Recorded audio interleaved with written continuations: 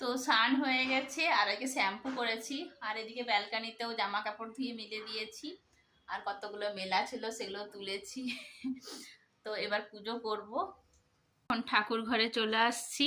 এখন প্লেটগুলো ধোবো, গ্লাস ধোবো, ঠাকুরের গ্লাস প্লেটগুলো ধোয়া হবে, তারপর পুজো হবে। তো আগে পুজোটা সেরে নিই, তারপর আবার দেখা হচ্ছে। তারপর রেডি হব, তারপর মেয়েকে স্কুলে নিতে যাব।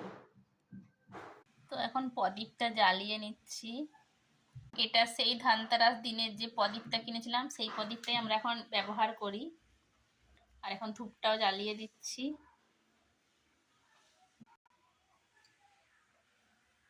ঢাকাটা দিয়ে দিচ্ছি প্রদীপে। আমার তুলসী গাছ আর মনসা গাছ, এখানেও জল দেওয়া হয়ে গেছে। তো এবার রেডি হব। তো বাই বাই, পরে আবার দেখা হচ্ছে। মেয়েকে এখন স্কুলে